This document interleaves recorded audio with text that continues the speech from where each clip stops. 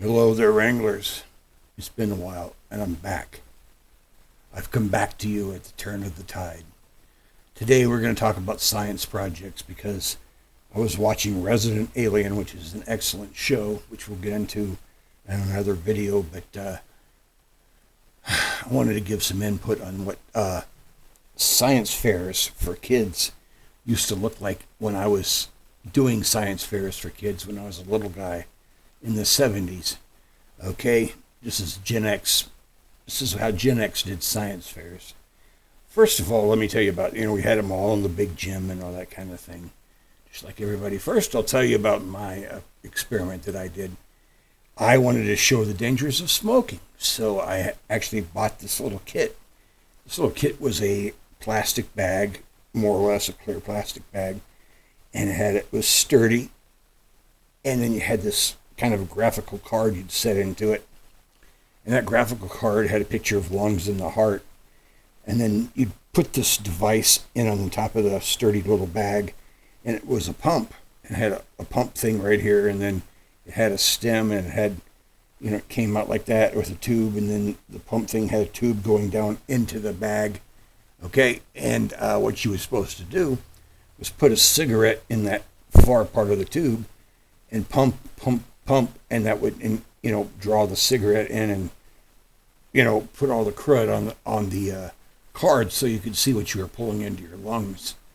So I did that, and I had practiced at home a little bit and went to go to science fair night. And now this is the Gen X back in the good days, because then what we did when we had it displayed and people would come around and look at it is we'd light up a cigarette. This is inside of a middle school. We'd light up a cigarette, put the thing in the tube, and start pumping.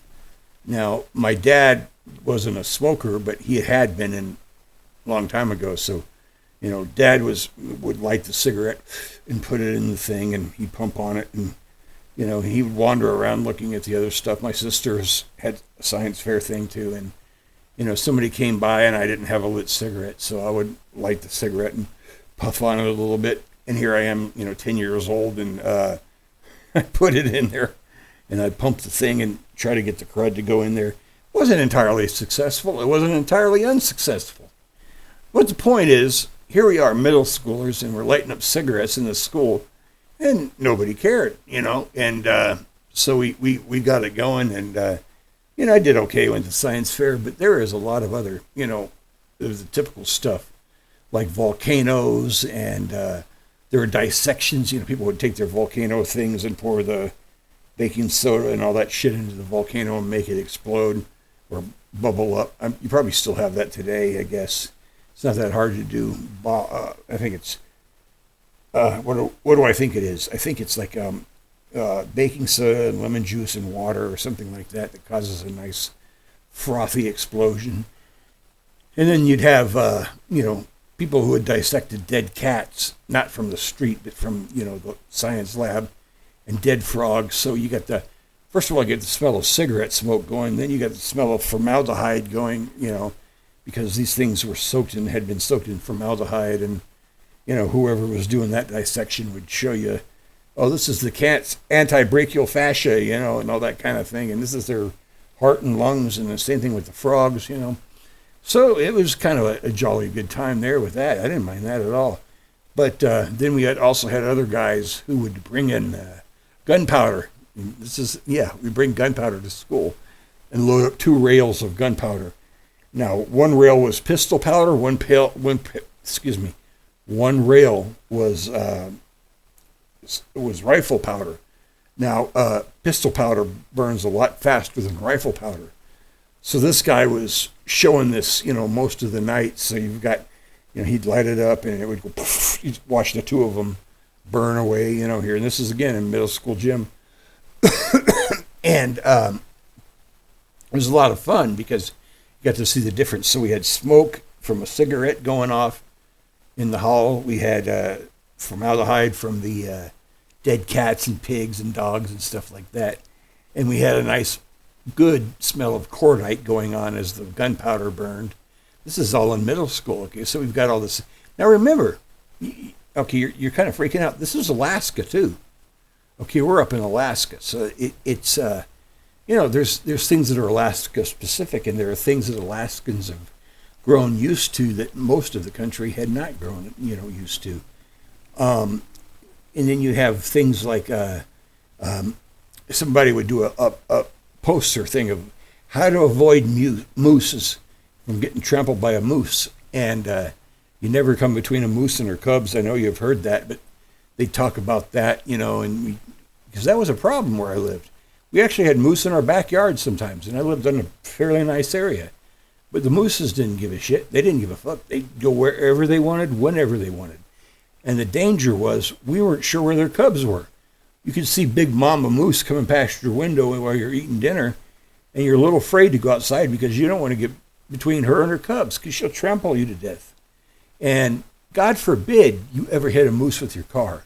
It's not like down here in the lower 48 where you smack a deer and the deer dies mostly or is really injured, and maybe you get a crack in your windshield or something like that.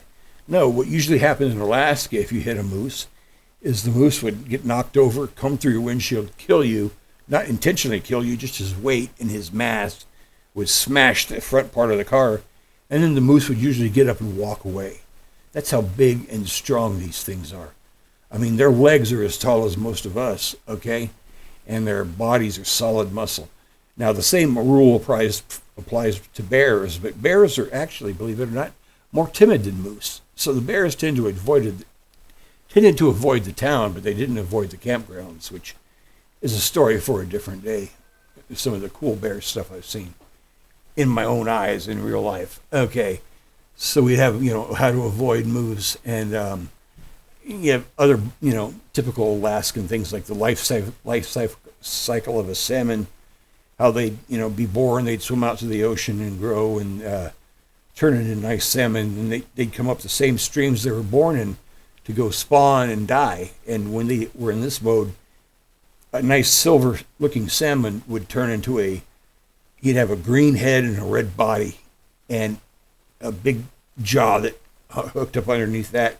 You didn't want to eat them, but they were just mean, and they were going up the river by thousands, trying to get back to their home grounds to spawn. And sometimes they'd have helicopters that would help scoop them up and dump them over. I can tell you this: there are times when the rivers were so full of salmon that you could literally almost walk across them. I mean, not that you want to walk on salmon, but I mean, it was from one side of the river to the other was just jam-packed with spawning salmon.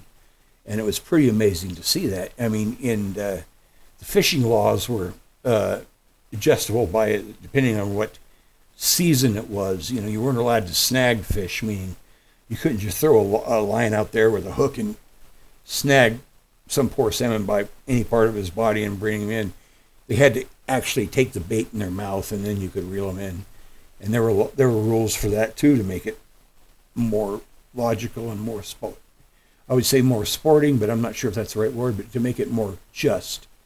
That meant you had to have your sinker or your weight at least 18 inches above your fly.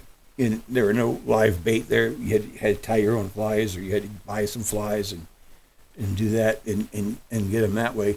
And this wasn't just fly fishing. This was just regular river fishing with a pole. The fly fishermen did something a little more elegant and a little more beautiful, which would be great for another video. I'll tell you about what happened with my dad once when he caught a 45-pound salmon on a fly rod. And we've got pictures of it, and I'll see if I can find the picture. It's not in my room here, but I've got it somewhere of him holding up this huge salmon that he caught on a fly rod. Took him about an hour to get the damn thing in. So anyway, I'm getting off the subject here, science projects. So you'd have that, and then you'd have things like that were very creepy. In Alaska, we had shores, we had beaches, we had all that kind of stuff. Except they're not the kind you go party on. You're not going to lay out and sun yourself. The beaches were cold. The water was freezing. The beaches were, grayish color. The water was grayish and brackish, and you'd have driftwood all over. But when the tide went out, what you didn't want to do is try to follow it, because when the tide went out, There's this long sheet of mud where, all over the coast where, it looks just like mud. Hey, I'm going to go play in the mud. No, you don't go play in the mud because you know what? You can't get out of it once you get stuck in it. And by that, I mean there have been people would get stuck in that and they'd bring in heavy machinery to try to pull them out. And they couldn't pull them out. And that's a fact. If they pulled them out, the person's leg might rip off or something like that. So essentially, you get stuck in that mud, you're done. You are absolutely done.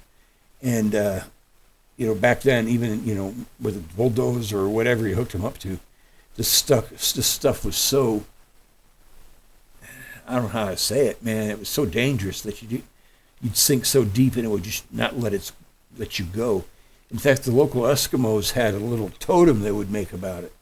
You'd see it once in a while in the, the gift stores and all that kind of stuff that might be up there. Because we talked, the Inuit people were somewhat part of our community. Mostly they lived a little bit farther up north, but they'd come down into Anchorage and they had a big presence in Anchorage and they'd work at jobs in Anchorage and stuff like that. But the little totem they made was like a cylinder with eyes on it and teeth, okay, like flat human teeth, and then they have some guy with his arms sitting next to it, stuck out, caught in the teeth of the oyster, and this was their, I don't want to say their allegory to what was happening when you get stuck in that mud and you're facing your death. Their myth told us, they knew better by now, but the myth told us there was a giant oyster in the mud that would grab a hold of you and never let go. And that cylinder thing was the oyster. So that is how they explained how to stay away from this dangerous ass mud that would kill you. Okay, so that we had displays on that in the science project. Some poor sap putting his foot in the getting stuck in the mud, and he had no choice. I mean, get stuck in the mud, you're dead. And there aren't a lot of deaths like that up in Alaska, but there were a lot of deaths from bears, from moose, from hypothermia, from getting lost, stuff like that. Falling into water where basically you only had about 2 minutes to survive, and before your body started to completely shut down. So, you had to be wary there. It was place was as dangerous as you wanted to make it. But people would come up from the lower 48, which is where you all live probably, unless you're Alaskans. If you're Alaskans, hey, good to see you.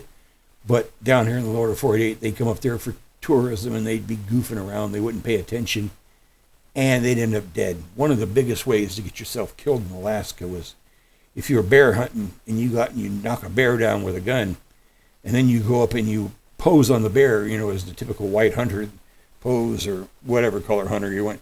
You got your gun, you put your foot up on the chest, and you're sitting there getting your picture taken.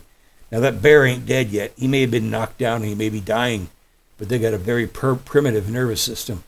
And over again, it would happen where the bear would just kind of wake up and, with one big paw, just slap the dude, slice him, almost cut him in half, and kill him. And a bear paw is huge. I don't care what, maybe not a black bear. Black bear paw is about that big. Now, these guys were normally after grizzlies.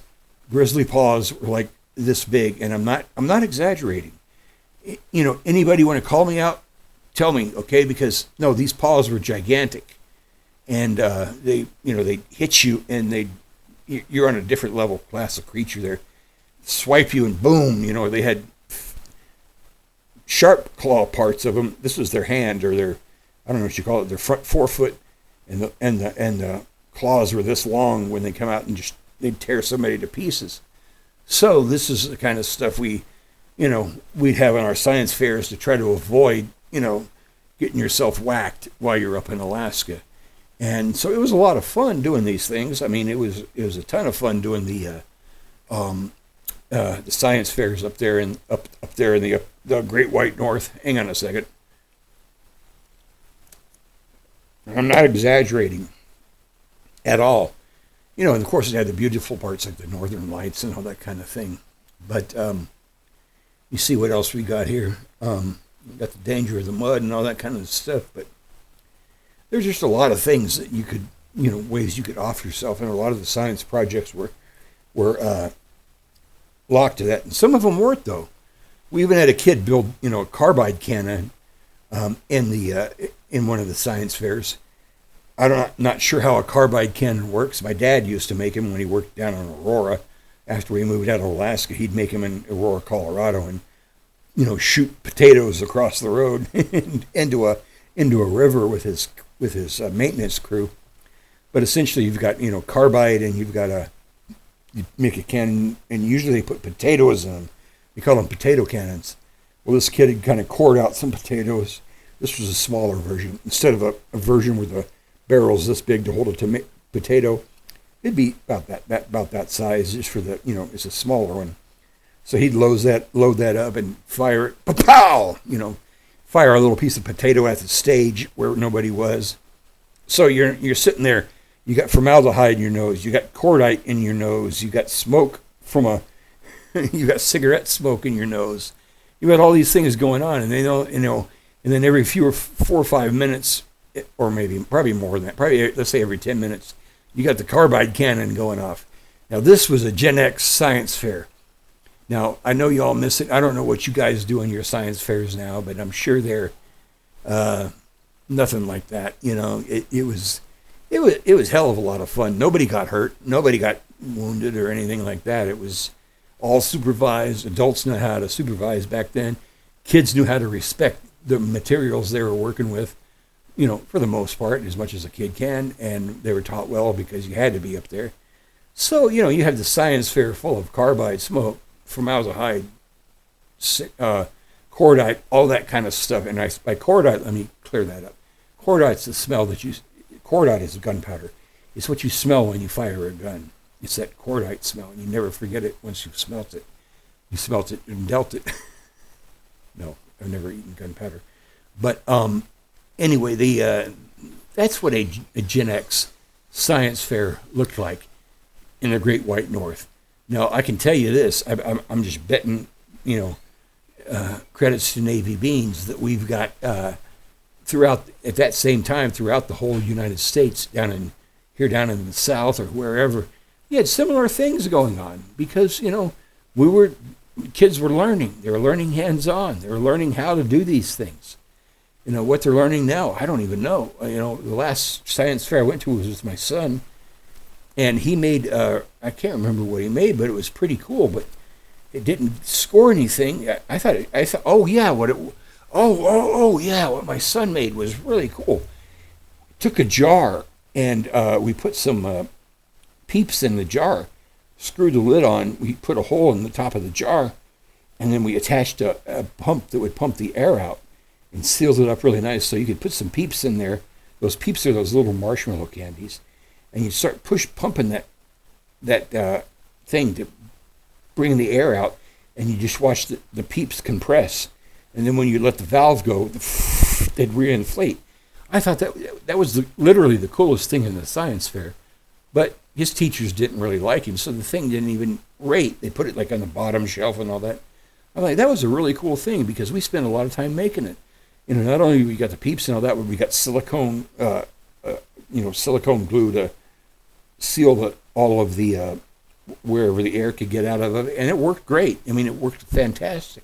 It was really interesting to see, and he tied it into altitude. As you lose pressure in altitude and you lose air in altitude, this can kind of be what happened. If I can remember correctly, that's what it was. But that was a pretty cool experiment for today. All the rest of them were just posters of, the photosynthesis and the Krebs. Here it is, photosynthesis. Here's a pretty plant. Here's the Krebs cycle, pretty plant, or pretty whatever it is. It's just basically drawing illustrations out of what you read in a book, as opposed to making real stuff that works for science. So what I want to encourage you all to do is, supervise your kids, but if they want to dig into it, let them dig into it, but help them make sure they don't get hurt, but help them also do interesting things where they can see it actually work. That's what spurs that fire in the brain to make them want to do more. So anyway, it's good to be back. Neon Wrangler out. I'm going to see you again soon.